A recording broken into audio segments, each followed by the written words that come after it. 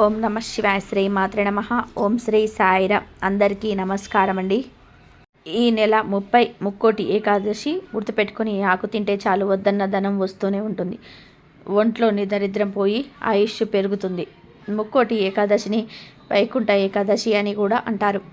ఈ రోజున మనం ఈ ప్రత్యేకమైన ఆకును తింటే చాలు మన జాతకంలో ఉన్న దోషాలన్నీ పోయి వద్దన్న ధనం దుసుకు వస్తుంది. ఒంట్లో ఉన్న దరిద్రం, అనారోగ్యం అన్నీ మటమాయమైపోయి ఆయుష్ పెరుగుతుంది. ఐశ్వర్యాలు సిద్ధిస్తాయి. తరగని ఐశ్వర్యం వస్తుంది. మరి ఈ ముక్కోటి ఏకాదశి రోజు ఏ ఆకును తప్పనిసరిగా తినాలి అన్న విషయాన్ని మనం ఇప్పుడు ఈ వీడియోలో వివరంగా తెలుసుకుందాం. అంతేకాదు ఈ రోజున ఏ రంగు చీర కట్టుకుంటే మంచిది, ఈరోజు ఏ వస్తువులను ఆస్తులు కొని ఇంటికి తేయకూడదు అనే విషయాలను కూడా తెలుసుకుందాం. ఫ్రెండ్స్, ఈ వివరాలన్నీ తెలుసుకునే ముందు మీకు ఒక చిన్న విన్నపం. ఈ వీడియో మీకు ఎంతో ఉపయోగపడుతుంది కాబట్టి ఇప్పుడే ఒక లైక్ చేయండి. మన ఛానల్ని మొదటిసారిగా చూస్తున్నట్లయితే వెంటనే సబ్స్క్రైబ్ చేసుకోండి. అలాగే ఆ శ్రీమన్నారాయణుని ఆశీస్సులు మీకు కలగాలని కోరుకుంటూ కామెంట్ బాక్స్లో ఓం నమో నారాయణాయ అని భక్తితో రాయండి. ఇక విషయంలోనికి వస్తే ముక్కోటి ఏకాదశి అంటే సాక్షాత్తు ఆ శ్రీమన్నారాయణుడికి అత్యంత ప్రీతికరమైన రోజు. సంవత్సరంలో వచ్చే 24 ఏకాదశుల్లో ఈ వైకుంఠ ఏకాదశికి ఉన్న ప్రాముఖ్యత మరి ఏ ఏకాదశికి లేదు. ఈ రోజున వైకుంఠ ద్వారాలు తెరుచుకుంటాయని, ముక్కోటి దేవతలు స్వామిని దర్శించుకోవడానికి వస్తారని మన పురాణాలు చెబుతూ ఉన్నాయి. ప్రకృతిలో భగవంతుడు అణువణువున నిండి ఉంటాడు. ముఖ్యంగా ఆకులలో, మొక్కలలో అద్భుతమైన శక్తి దాగి ఉంటుంది. ప్రకృతి అంటేనే విష్ణుమూర్తికి ప్రాణం. అందుకే మన పూజల్లో రకరకాల పత్రాలను పెడుతూ ఉంటాం. కేవలం ఆకులకు అక్షర గుణాలు మాత్రమే కాదు, ఆధ్యాత్మికంగా మన జాతక దోషాలను తొలగించే శక్తి కూడా ఉంటుంది. ముఖ్యంగా ఈ పవిత్రమైన ముక్కోటి ఏకాదశి రోజున ఒక ప్రత్యేకమైన ఆకును గనుక మీరు తింటే చాలు సంవత్సరం పొడుగున మీకు అన్ని విజయాలే కలుగుతాయి. అష్టైశ్వర్యాలు మీ సొంతం అవుతాయి. ఆరోగ్యం బోధపడుతుంది, ఆయుష్ పెరుగుతుంది అని శాస్త్రాలు చెప్తూ ఉన్నాయి. అయితే ఈ ముఖ్యమైన ఆకు గురించి తెలుసుకునే ముందు ఈరోజు మనం పాటించాల్సిన కొన్ని నియమాల గురించి తెలుసుకుందాం. ముఖ్యంగా ఈ రోజున స్త్రీలు పసుపు రంగు చీరను కానీ లేదా ఎర్రటి రంగు చీరను కానీ ధరించడం ఎంతో శ్రేష్టం. పసుపు రంగు అంటేనే మంగళకరం, విష్ణుమూర్తికి ఇష్టమైన రంగు. అలాగే ఎరుపు రంగు లక్ష్మీదేవికి ఇష్టం గనక ఈ రోజున ఈ 2 రంగులలో ఏదో ఒక రంగులో ఉండే దుస్తువులు ధరించడం వలన స్త్రీలకు దీర్ఘ సుమంగళి యోగం కలుగుతుంది. అంతేకాకుండా వారి భర్తలకు వృత్తి వ్యాపారాల్లో గొప్ప విజయాలు కలుగుతాయి. భర్తకు ఏదైనా ఆపదలు ఉన్నా, అనారోగ్య సమస్యలు ఉన్నా తొలగిపోయి మంచి జరుగుతుంది. కాబట్టి స్త్రీలు గుర్తుపెట్టుకొని ఈ రంగు చీరను కానీ ఈ డ్రెస్సులను కానీ ధరించండి. కేవలం స్త్రీలే కాదు, పురుషులు, పిల్లలు, పెద్దలు కూడా ఈ పవిత్రమైన రోజున గుడికి వెళ్ళేటప్పుడు, పూజ చేసేటప్పుడు పసుపు లేదా ఎరుపు రంగు దుస్తులను ధరిస్తే వారిలో సానుకూల శక్తి పెరుగుతుంది. ఏకాదశి రోజున ఇలాంటి రంగుల దుస్తులు ధరించడం వలన మనసు ప్రశాంతంగా ఉండి భగవంతుడి మీద భక్తి కుదురుతుంది. ఇంకో ముఖ్యమైన విషయం ఏమిటి అంటే స్త్రీలు ఈ రోజున తులసి పూజ చేసుకోవడం మర్చిపోకండి. ఏడాదిలో ఎన్నో ఏకాదశులు వస్తాయి, కానీ ఈ ముక్కోటి ఏకాదశి రోజున ఒక్కసారి తులసి చెట్టుకు నీళ్లు పోస్తే చాలు ఏకాదశి పొడుగున వచ్చే అన్ని ఏకాదశులలో నీళ్లు పోసిన ఫలితం దక్కుతుంది. అలాగే ఈ ఒక్క రోజు తులసి చెట్టు దగ్గర దీపం వెలిగించి పూజ చేసుకుంటే అన్ని ఏకాదశులలో పూజ చేసిన ఫలితం వస్తుంది. అంత గొప్పది ఈ ఏకాదశి. తులసి అంటే సాక్షాత్తు లక్ష్మీ స్వరూపం కాబట్టి ఆమెను ఈరోజు ఆరాధించడం వలన విష్ణుమూర్తి ఎంతో ప్రసన్నుడవుతాడు. అలాగే ఈ పవిత్రమైన ముక్కోటి ఏకాదశి రోజున కొన్ని వస్తువులను కొని ఇంటికి రాకూడదు, దరిద్రం పడుతుందని శాస్త్రాల్లో ఉంది కనుక ఈ రోజున పొరపాటున కూడా ఈ వస్తువులను కొనకూడదు. ముఖ్యంగా ఈ రోజున మీరు పొరపాటున కూడా నూనె కొనకూడదు. నూనె అనేది శని ప్రభావంతో కూడుకున్నది అని ఏకాదశి వంటి పవిత్ర తిథులలో నూనెను ఇంటికి తెచ్చుకోవడం వలన కుటుంబంలో గొడవలు, ఆర్థిక ఇబ్బందులు తలెత్తుతాయి. అలాగే ధన్యాలు కూడా ఈ రోజున కొనకూడదు. ధన్యాలను ధనానికి ప్రతీకగా భావిస్తాం, కానీ ఏకాదశి రోజున వాటిని కొనడం వలన ధనం నిలబడదు. ఇక ఉక్కు వస్తువులు అంటే ఇనుముతో చేసిన కత్తులు, గరిటెలు లేదా ఇతర సామాగ్రిని ఈరోజు ఇంటికి తీసుకురావద్దు. ఉక్కు వస్తువులు మన ఇంట్లోకి ప్రతికూల శక్తిని తీసుకొస్తాయి. వీటితో పాటుగా చాలామంది పొరపాటు చేసే పని ఏమిటి అంటే చీపురు కొనటం. చీపురు లక్ష్మీదేవికి చిహ్నం అయినప్పటికీ ఏకాదశి రోజున కొత్త చీపురు కొనడం అంటే ఇంట్లోనే ఐశ్వర్యాన్ని బయటకు పంపించడమే అని అర్థం. అంతేకాకుండా చేదుగా ఉండే వస్తువులు అంటే కాకరకాయ, మెంతులు, మెంతి కూర వంటివి కూడా ఈ రోజున కొనవద్దు. జీవితం తీపిగా సాగాలని కోరుకునే రోజున చేదు వస్తువులను ఇంటికి తేవడం అశుభంగా భావిస్తారు. కాబట్టి మీకు ఏమైనా సామాగ్రి అవసరమైతే ఏకాదశి కంటే ఒక రోజు ముందే కొని పెట్టుకోండి, లేదా ఏకాదశి ముగిసిన తర్వాత కొనుక్కోండి. ఇలా చేయటం వలన లక్ష్మీదేవి ఆగ్రహానికి గురి కాకుండా మీ ఇంట్లో ప్రశాంతతను కాపాడుకోవచ్చు. ఇక స్త్రీల విషయానికి వస్తే ముక్కోటి ఏకాదశి రోజున వారు చేసే అలంకరణకు కూడా ఎంతో ప్రాముఖ్యత ఉంది. సాధారణంగా ఈ రోజుల్లో మహిళలు తాము కట్టుకున్న చీర రంగుకు అనుకూలంగా అంటే మ్యాచింగ్ కావాలని రకరకాల రంగుల గాజులు ధరిస్తూ ఉంటారు. కానీ ముక్కోటి ఏకాదశి వంటి అత్యంత శక్తివంతమైన రోజున మ్యాచింగ్ గాజులను పక్కన పెట్టేయండి. ఈరోజు మీరు కేవలం ఎర్రటి రంగు మట్టి గాజులు మాత్రమే ధరించండి. ఎరుపు రంగు అనేది సౌభాగ్యానికి, శక్తికి చిహ్నం. ఈ రంగు గాజులు ధరించడం వలన స్త్రీలకు దీర్ఘ సుమంగళి యోగం కలుగుతుంది. అంటే వారి భర్తలకు ఆయురారోగ్యాలు లభిస్తాయి, వారికి వచ్చే ఆపదలు తొలగిపోతాయి. మట్టి గాజులు ధరించడం వెనుక ఒక గొప్ప రహస్యం కూడా ఉంది. మట్టి అంటే ప్రకృతి అంటేనే లక్ష్మీ స్వరూపం. ఈ మట్టి గాజులు మన చేతులకు ఉన్న నాడులను తాకటం వలన మన శరీరంలోని రక్త ప్రసరణ మెరుగుపడి మనసు ప్రశాంతంగా మారుతుంది. ప్లాస్టిక్ లేదా మెటల్ గాజుల కంటే మట్టి గాజుల నుంచి వచ్చే శబ్దం ఇంట్లో ప్రతికూల శక్తిని తెరిమివేస్తుంది.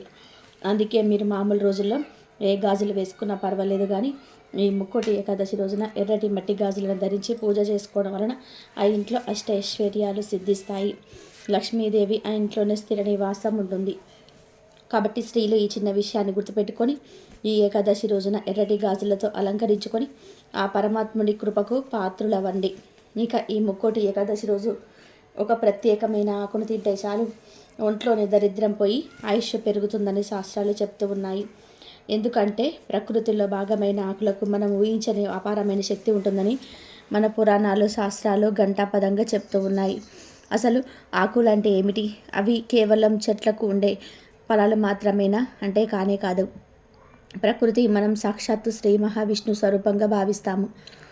పచ్చని చెట్లు పరమాత్మ స్వరూపం అని పెద్దలు ఊరికనే అనలేదు. ఆకులలో ఉండే ఆ పచ్చదనం మన కళ్ళకు మాత్రమే కాదు, మన మనసుకు కూడా ఎంతో ప్రశాంతతని ఇస్తుంది. ఒకసారి ఆలోచించండి, మనము మానసిక ఒత్తిడిలో ఉన్నప్పుడు పచ్చని చెట్ల మధ్యకు వెళ్తే మనసు ఎంత తేలిక పడుతుందో అది ఆ ఆకులలో ఉండే సిద్ధమైన శక్తి, ఆకులో ఉండే జీవశక్తి మన శరీరంలో నాడులను ఉత్తేజం చేసి మనకు అపారమైన బలాన్ని, ఉత్సాహాన్ని ఇస్తుంది. అందుకే మన సాంప్రదాయంలో ప్రతి పూజలోనూ, ప్రతి శుభకార్యంలోనూ వివిధ రకాల ఆకులకు అత్యంత ప్రాధాన్యత ఇచ్చారు.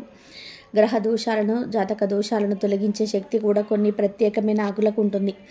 అన్ని రకాల ఆకులలోకెల్లా ఉసిరి ఆకు అంటే సాక్షాత్తు ఆ శ్రీ మహావిష్ణువుకు ప్రాణం కంటే ఎక్కువగా ఇష్టం. కార్తీక మాసంలో ఉసిరి చెట్టుకు ఎంత ప్రాముఖ్యత ఇస్తామో మనకు తెలుసు. ఉసిరి చెట్టు కింద వనభోజనాలు చేయడం, ఆ చెట్టు కింద విసిరిమూర్తిని పూజించడం వలన సకల పాపాలు తొలగిపోతాయని నమ్ముతాం. అయితే ఈ ముక్కోటి ఏకాదశి రోజున ఉసిరి ఆకులకు, ఉసిరి చెట్టుకు ఒక ప్రత్యేకమైన అద్భుతమైన శక్తి వస్తుంది. కనుక ఈ ముక్కోటి ఏకాదశి రోజున మీరు ఒక చిన్న ఉసిరి ఆకును స్వీకరిస్తే మీ శరీరంలోని దరిద్రం అంతా పోయి ఆయుష్ పెరుగుతుంది. ఎవరైతే దీర్ఘకాల అనారోగ్య సమస్యలతో బాధపడుతున్నారో, ఎవరైతే ఆర్థిక ఇబ్బందుల్లో కూరుకుపోయి బయటపడలేకపోతున్నారో, అప్పుల బాధ నుంచి సతమతం అయిపోతున్నారో వారందరూ కూడా ఈ చిన్న పరిహారం కూడా ఒక గొప్ప పరిహారం అని చెప్పుకోవచ్చు. ఇది కేవలం నమ్మకం మాత్రమే కాదు, ప్రకృతిలో దాగి ఉన్న ఒక రహస్య శక్తి. కానీ ఇక్కడ మీరు ఒక విషయాన్ని చాలా జాగ్రత్తగా గుర్తుపెట్టుకోవాలి. మన శాస్త్రాల ప్రకారం ఏకాదశి తిథి రోజున ఉసిరి చెట్టును ఏలకూడదు. ఉసిరి చెట్టును తాకడం, వాటి కొమ్మలను విరిచడం ఏకాదశి నాడు దోషంగా పరిగణించబడుతుంది. కాబట్టి మీరు ముక్కోటి ఏకాదశి రోజున ఆకు తినాలి అంటే ఆ ఆకును ఒకరోజు ముందే సిద్ధం చేసుకోవాలి. ముందు రోజు సాయంత్రంలోపే మీరు ఏదైనా ఉసిరి చెట్టు దగ్గరికి వెళ్ళి ఆ చెట్టు కొమ్మ మనసారా నమస్కారం చేసుకోండి.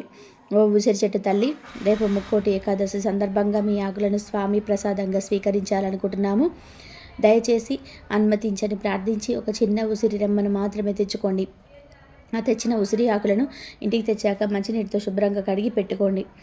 ఆ తర్వాత ముక్కోటి ఏకాదశి రోజున ఉదయాన్నే స్నానాది కార్యక్రమాలను ముగించుకొని మీ పూజా గదిలో ఉన్న శ్రీ మహావిష్ణు ఫోటో ముందు కానీ లేదా రాముడు, కృష్ణుడు, నరసింహస్వామి ఇలా విష్ణుమూర్తి ఏ అవతారంలో ఉన్నా సరే ఆ ఫోటో ముందు ఈ ఉసిరి ఆకులను ఉంచండి. ఈ ఆకులను స్వామి పాదాల దగ్గర ఉంచి ఒక 5 నిమిషాల పాటు కళ్ళు మూసుకొని ప్రసాదంగా ధ్యానించండి. ఓం నమో నారాయణాయ అనే మంత్రాన్ని మనసులో జపించండి. మీరు పూజల్లో ఉంచిన ఆ 5 నిమిషాల సమయంలో ఆ ఉసిరి ఆకుల దైవిక శక్తి గ్రహిస్తాయి. పూజ పూర్తయిపోయిన తర్వాత ఆకులను సాక్షాత్తు ఆ నారాయణుడే ప్రసాదంగా భావించి స్వీకరించాలి. ఈ ప్రసాదాన్ని ఇంట్లో ఉన్న వాళ్ళు ఎవరైనా తీసుకోవచ్చు. కేవలం మీరు మాత్రమే కాకుండా మీ కుటుంబ సభ్యులందరికీ కూడా ఈ ఆకులను ఇవ్వండి. ఒక్కొక్కరు ఒక 5 చిన్న ఉసిరి ఆకులను తీసుకుంటే సరిపోతుంది. ఉసిరి ఆకులు పరిణామంలో చాలా చిన్నవిగా ఉంటాయి కాబట్టి తినడం పెద్ద కష్టమేమీ కాదు. అయితే కొంతమందికి ఆ వగరు రుచి నచ్చకపోవచ్చు. ముఖ్యంగా పిల్లలు తినడానికి కొంచెం ఇబ్బంది పడవచ్చు. అలాంటప్పుడు ఆకుల మీద కొంచెం తేనె కానీ లేదా చిన్న బెల్లం ముక్క కానీ లేదంటే కొంచెం పంచదార కానీ వేసుకొని తినవచ్చు. ఒకవేళ మీరు ఆకులను నమ్మలలేము నేరుగా అనుకున్న వాళ్ళు మరొక పద్ధతి కూడా ఉంటుంది. మరొక ఉసిరాకులను తీసుకుని అందులో తేనె లేదా పంచదార లేదా బెల్లం కలిపి మొత్తంగా రుబ్బండి.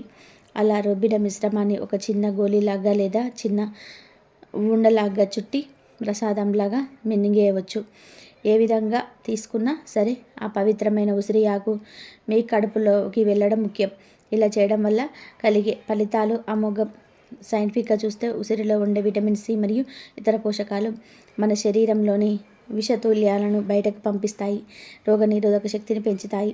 ఆధ్యాత్మికంగా చూస్తే ఈ ఆకును స్వీకరించడం వలన మీ జాతకంలో ఉన్న పాపదోషాలు, గ్రహ దోషాలు తొలగిపోయి మన పురాణాలు చెబుతున్న ప్రకారం ఈ ఏకాదశి నాడు ఉసిరి స్వీకరించిన వారి ఇంట్లో ధనలక్ష్మి తాండవిస్తుంది. మీరు వద్దన సరే ధనం మిమ్మల్ని వెతుక్కుంటూ వస్తుంది. ఆదాయ మార్గాలు పెరుగుతాయి, అనవసర ఖర్చులు కూడా తగ్గిపోతాయి. ముఖ్యంగా మీ శరీరంలో ఉండే అలక్ష్మి లేదా దరిద్రం అనేది ప్రతికూల శక్తి వికసించి దాని స్థానంలో సానుకూల శక్తి, దైవశక్తి అనుకూలిస్తుంది. మీ ముఖంలో వచ్చస్సు పెరుగుతుంది, ఆయుష్ వృద్ధి చెందుతుంది. మీరు చేసే ప్రతి పనిలోనూ విజయం లభిస్తుంది. కుటుంబంలో కలహాలు తగ్గి శాంతి నెలకొంటుంది. ఎన్ని అద్భుతమైన ప్రయోజనాలున్న ఈ ఉసిరి ఆకును తినడం అస్సలు మర్చిపోకండి. ముక్కోటి ఏకాదశి అంటే దేవతలందరూ కూడా భూమికి దిగి వచ్చే సమయం. అటువంటి సమయంలో ప్రకృతి ఇచ్చే ఈ వరప్రసాదాన్ని మనం వదులుకోకూడదు. కాబట్టి గుర్తుపెట్టుకోండి, ముక్కోటి ఏకాదశి ముందు రోజు ఆకు తెచ్చుకోవడం, ముక్కోటి ఏకాదశి రోజు పూజలో ఉంచి ప్రసాదంగా స్వీకరించడం, ఈ 2 పనులు చేస్తే చాలు మీ జీవితం మారిపోతుంది. భక్తితో, నమ్మకంతో ఈ పని చేయండి. ఆ శ్రీ మహావిష్ణువు అనుగ్రహంతో మీ ఇల్లు అష్టైశ్వర్యాలతో, ఆయురారోగ్యాలతో తులతూగుతుంది. ఇంకొక ముఖ్యమైన విషయం ఏమిటంటే ఈ ముక్కోటి ఏకాదశి రోజున తప్పకుండా కొన్ని నియమాలు పాటించాలి. ఈ రోజున చేయకూడని పనులు కొన్ని ఉన్నాయి. వాటిని చేస్తే మాత్రం ఉన్న పుణ్యం కూడా పోతుంది. మొదటిది, ఈ రోజున తల స్నానం విషయంలో చాలా జాగ్రత్తగా ఉండాలి. ఈ పవిత్రమైన రోజున తలకు షాంపూ పట్టి అస్సలు చేయకూడదు. అలాగే కుంకుడుకాయలు కూడా వాడకూడదు. కేవలం మామూలు నీళ్ళతో తలస్నానం చేయాలి లేదా నది స్నానం చేయడం ఇంకా ఉత్తమం. అలాగే ఈరోజు చాలా రద్దీగా ఉండే ప్రదేశాలకు, గొడవలు జరిగే చోట్లకు అసలు వెళ్ళకూడదు. ఎందుకంటే అక్కడ ఉండే నెగిటివ్ ఎనర్జీ మనకు తగులుతుంది. ఈ రోజున మనం ఎంత ప్రశాంతంగా, ఎంత దైవ చింతనలో ఉంటే అంత మంచిది.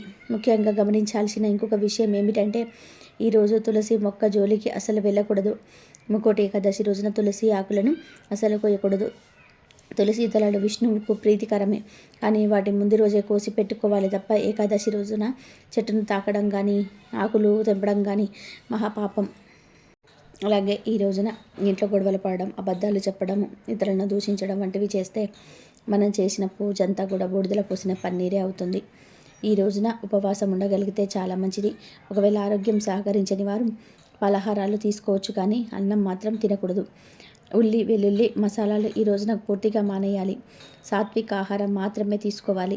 ఇక ఈరోజు స్త్రీలు చేయాల్సిన ఒక అద్భుతమైన పని ఉంది. అదే గోరింటాకు పెట్టుకోవడం. సాధారణంగా ఆషాఢంలోనే గోరింటాకు పెట్టుకుంటాం, కానీ ఈ ముక్కోటి ఏకాదశి రోజున గోరింటాకు రుబ్బి స్త్రీలు తమ చేతికి పెట్టుకుంటే వారికి దీర్ఘ సుమంగళి యోగం ప్రాప్తిస్తుంది. అంటే భర్త ఆయుష్ పెరుగుతుంది, దాంపత్య అనన్యంగా ఉంటుంది. అంతేకాదు, ఎవరైతే సొంత ఇల్లు లేదా భూములు కొనాలని ప్రయత్నం చేస్తున్నారో వారు ఈరోజు గోరింటాకు పెట్టుకుంటే వారికి భూములు కొనే యోగాలు కలుగుతాయని శాస్త్రం చెబుతుంది. శ్రీమన్నారాయణుని చేతిలో ఉండే శంకుచక్రాలు ఎంత పవిత్రమో స్త్రీల చేతికి ఉండే గోరింటాకు కూడా అంత లక్ష్మీప్రదమైనది. అంతేకాదు ఈ ముక్కోటి ఏకాదశి రోజున మీరు బజార్కు వెళ్ళి ఉప్పును కానీ పసుపును కానీ కొని ఇంటికి తీసుకొచ్చుకోండి.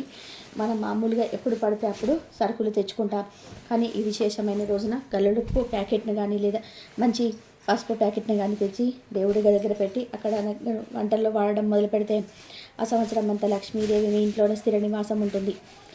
ఉప్పు లక్ష్మీ స్వరూపం, పసుపు మంగళకరమైన వస్తువు. ఈ రెండు ఈ పర్వదినాన్ని ఇంటికి రావడం అంటే సాక్షాత్తు ఆ లక్ష్మీ నారాయణ మీ ఇంటికి వచ్చినట్టే లెక్క. కాబట్టి ఈరోజు ఉప్పు ప్యాకెట్ లేదా పసుపు ప్యాకెట్ని కొని తెచ్చుకోవడం మర్చిపోకండి. కేవలం 10-20 రూపాయలతో పోయేది, కానీ వచ్చే ఫలితం మాత్రం కోట్లలో వస్తుంది. డబ్బులు లేక ఇబ్బంది పడేవారు, అప్పుల బాధలో ఉన్నవారు చిన్న పని చేసి చూడండి, మీ ఆర్థిక పరిస్థితుల మార్పు మీకే తెలుస్తుంది. ఐందవుల పండుగలన్నీ కూడా అయితే చాలా మాన ప్రకారం లేదా సౌరమానం ప్రకారం జరుపుకుంటారు, కానీ ఈ రెండింటి కలయికతో ఆచరించే పండుగ ఒకటి. అదే ముక్కోటి ఏకాదశి. సూర్యుడు ధనుసు రాశిలో ప్రవేశించిన తర్వాత వచ్చే ఏకాదశి రోజున ముక్కోటి ఏకాదశిని జరుపుకుంటారు. ఈ రోజున ముక్కోటి దేవతలందరూ కూడా విష్ణుమూర్తిని దర్శించుకుంటారని ఓ గాథ. అందుకనే ఈ రోజుకు ముక్కోటి ఏకాదశి అన్న పేరు వచ్చింది.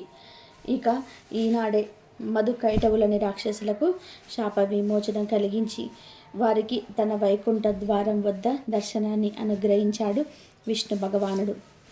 తమలాగే ఈ రోజున ఎవరైతే వైకుంఠ ద్వారాన్ని పోలిన ఉత్తర ద్వారాన్ని దర్శించుకుంటారో వారికి మోక్షాన్ని ప్రసాదించమని వేడుకున్నాడు వారిద్దరు. అప్పటి నుంచి ఉత్తర ద్వారం గుండా శ్రీవారిని దర్శించుకునే ఆచారం మొదలైంది. ఈ ఏకాదశి నాడే వైకుంఠంలోని విష్ణుమూర్తి వారి అంతరంగిక ద్వారాలు తెరుచుకున్నాయి కాబట్టి దీనికి వైకుంఠ ఏకాదశి అనే పేరు కూడా స్థిరపడింది. ముక్కోటి ఏకాదశి రోజు వైకుంఠ వాకిళ్ళు తెరుచుకొని ఉంటాయని వైష్ణవాలయాలలోని ఉత్తర ద్వారం వద్ద భక్తులు తెల్లవారుజామునే వేచి ఉంటారు. మామూలు రోజుల్లో దేవాలయాలలో ఉత్తర ద్వారాలు మూసి ఉంచుతారు, కానీ ఈరోజు ఆ ఉత్తర ద్వారం గుండా వెళ్ళి స్వామిని దర్శనం చేసుకుంటారు. తిరుమల తిరుపతిలో కూడా ఈరోజు వైకుంఠ ద్వారం పేరిట ఉన్న ఉత్తర ద్వారాన్ని తెరిచి ఉంచుతారు. ఇలా ఈరోజు ఎందుకు ఉత్తర ద్వారాన్ని దర్శనం చేసుకుంటారో తెలియాలి అంటే ఒక పురాణ కథను వినాలి. పూర్వకాలంలో సమస్త లోకాలు జలమయమై ప్రళయకాలమై ఉన్న సమయంలో శ్రీ మహావిష్ణువు రావి ఆకుపై తేలియాడుతున్నాడు. అప్పుడు శ్రీ మహావిష్ణువు తన నాభి నుంచి బ్రహ్మదేవుని సృష్టించాడు. ఆ బ్రహ్మదేవుడికి సమస్త వేదాన్ని అందించాడు. ఆ వేద సంపదతో ఈ సృష్టిని ప్రారంభించమని విష్ణువు బ్రహ్మదేవుడికి చెప్పాడు.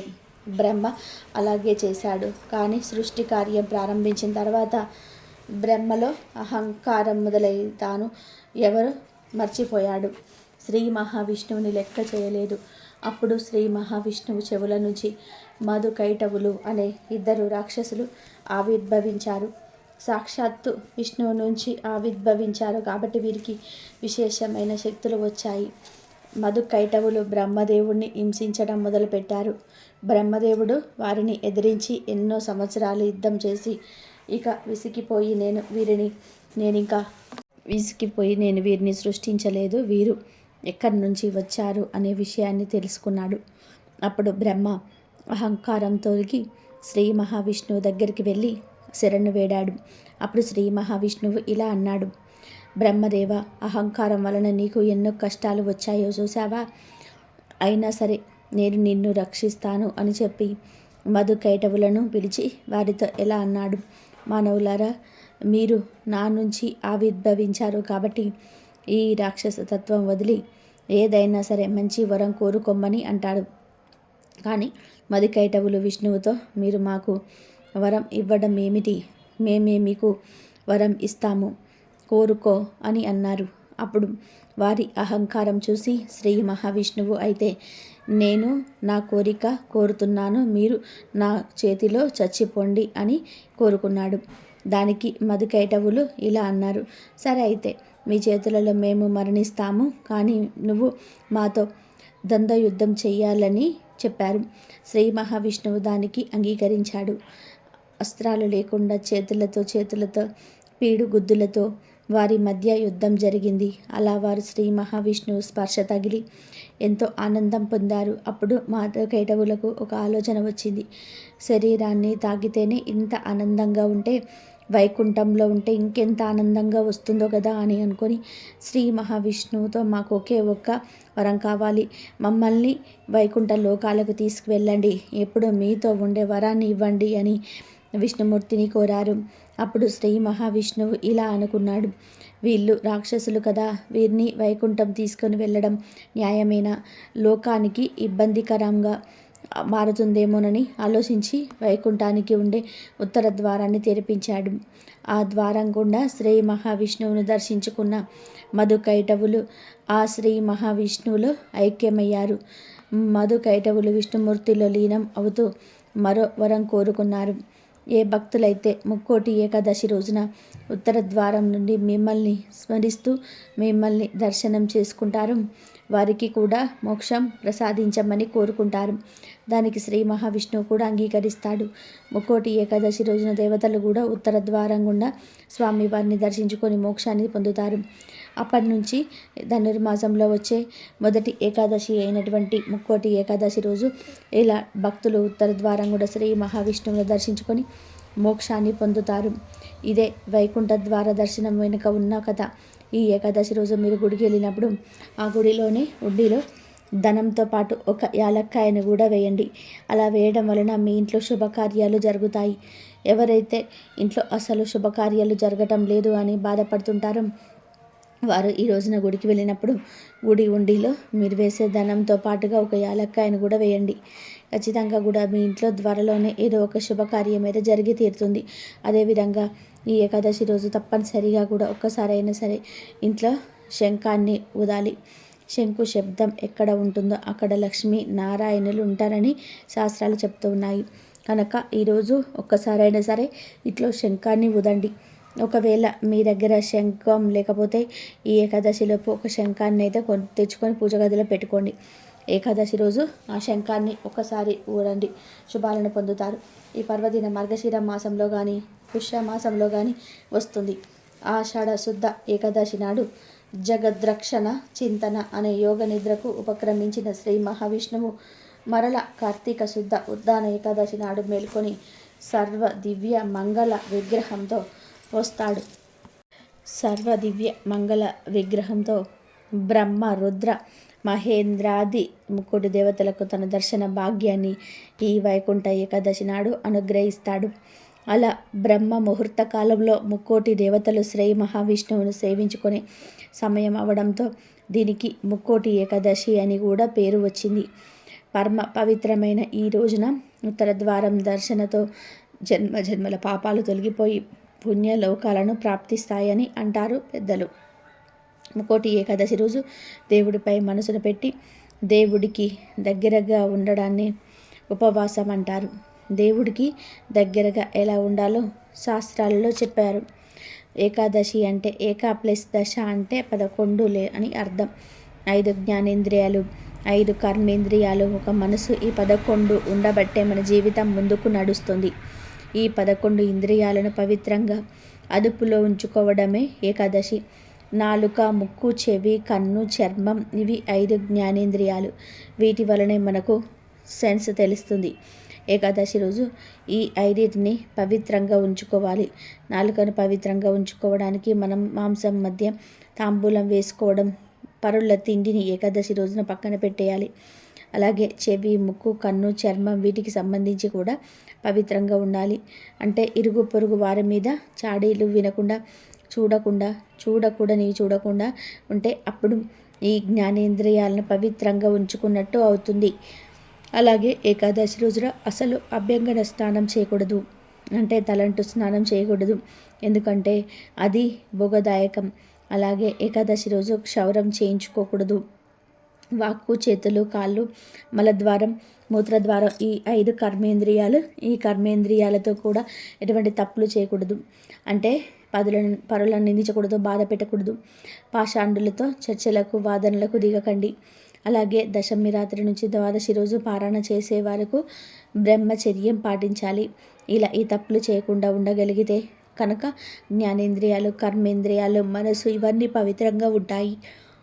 ఈ 11 ఇంద్రియాలను అధ్యయనంలోకి తీసుకొని ఒకటిగా చేసి భగవంతుడిపై మనసును లగ్నం చేయడం ద్వారా జ్ఞానం లభిస్తుంది.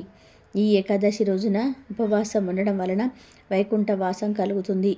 ఈ భూమి మీద 33 కోట్ల మంది దేవతలు ఉండే ఈరోజు ఉపవాసం ఉంటే మహాపుణ్యం. ముక్కోటి ఏకాదశి ఉపవాసానికి చాలా ప్రాముఖ్యత ఉంటుంది. అయితే చాలామందికి ఈ ఉపవాసం ఎలా చేయాలో కూడా తెలియదు.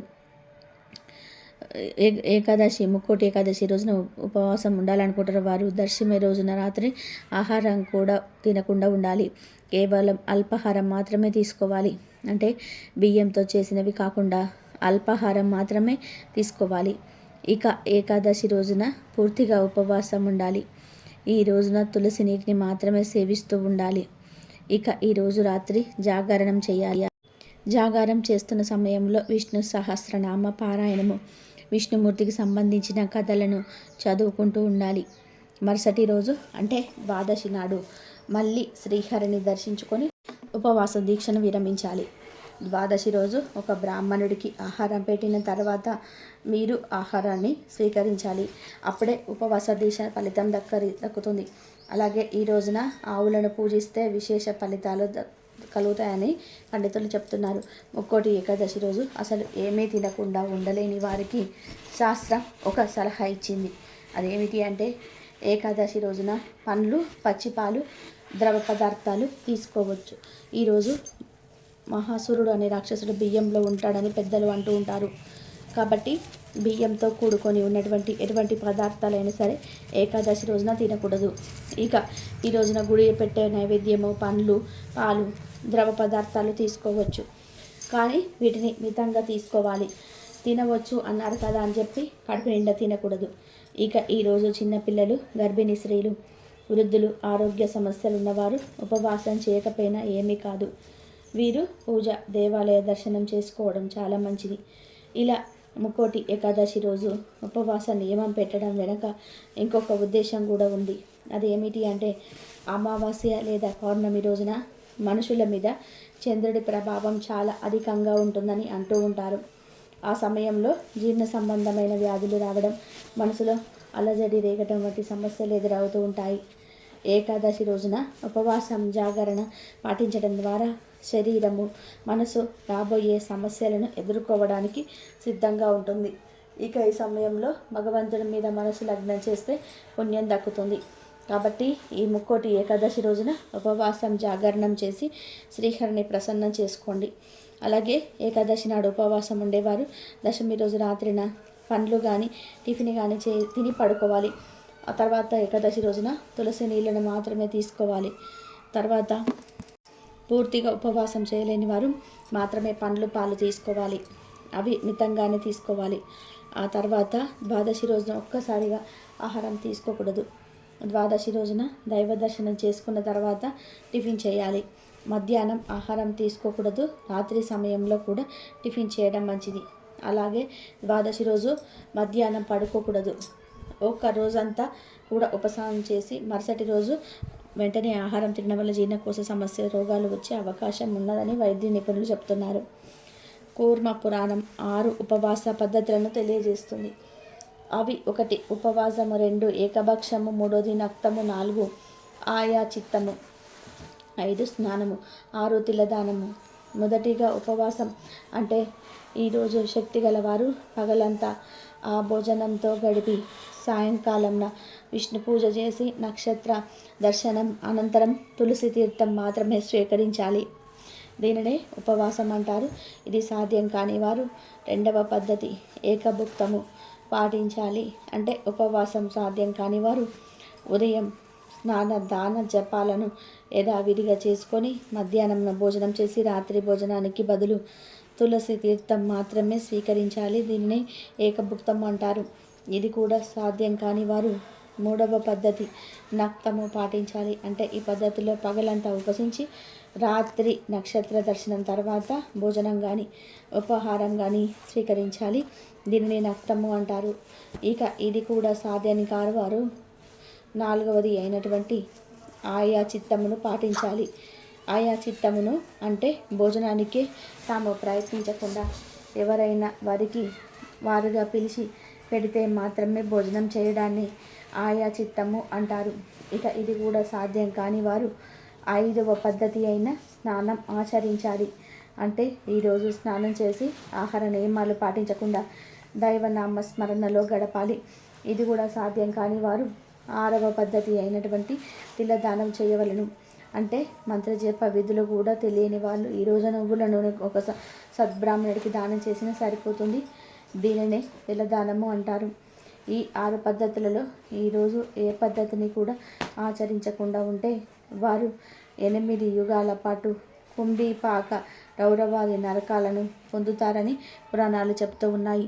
ఈ వీడియో కనుక మీకు నచ్చినట్లయితే ప్లీజ్ లైక్ చేయండి, షేర్ చేయండి, సబ్స్క్రైబ్ చేయండి. మరొక మంచి వీడియోతో మళ్ళీ కలుద్దాం.